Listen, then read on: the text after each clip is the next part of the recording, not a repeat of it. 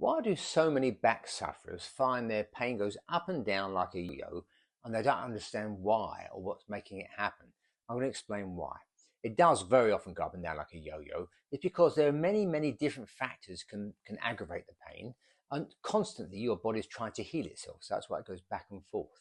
Stress is a big one. I'll come back to stress, but stress is a big factor with back pain. And people find that odd. But the reason is when you get stressed, your body chemistry changes, all your tissues become more inflamed or more readily to be inflamed, and also muscles tighten up and so on and stiffen your joints. So there's a multiple number of factors, but stress definitely causes episodes of back pain. But sometimes when your work practices change, or if you get unhappy at work, you're being bullied by your boss, or that sort of thing will do it. And obviously lifting things, driving long distances, or sitting down for too long, that does it as well. There's all sorts really. When someone comes in and says the pain's got much worse, I always say, what have you done that's different? Sometimes they've got a new gadget they've been using in a certain position, or they've got a new chair they've been sitting, which is a different shape, a new car. Anything different will tend to upset things. Or they've been doing something they're just not used to doing. They're a painter and decorator, but they've been doing all skirting boards all week. So right down below, painting at that level, well, that's going to upset things. So you don't have to be Sherlock Holmes. It's fairly easy to guess most of the time. But the other thing that puts people off is if I do something silly on Monday, I'm painting a ceiling, it's not till Tuesday my neck starts hurting. So they're not always connected because there's that gap.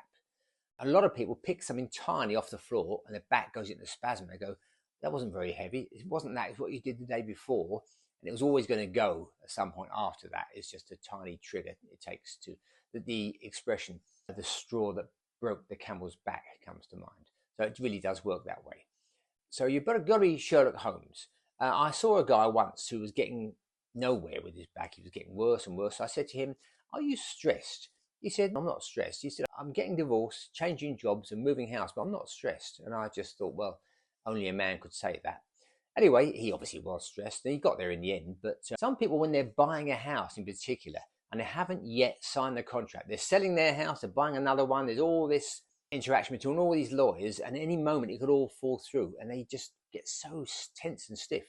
And they come in one day and said, it's all done, all the contracts are signed, we're now definitely moving, and you touch them and their body is a different kettle of fish altogether. It's completely changed. It's amazing really the way people respond.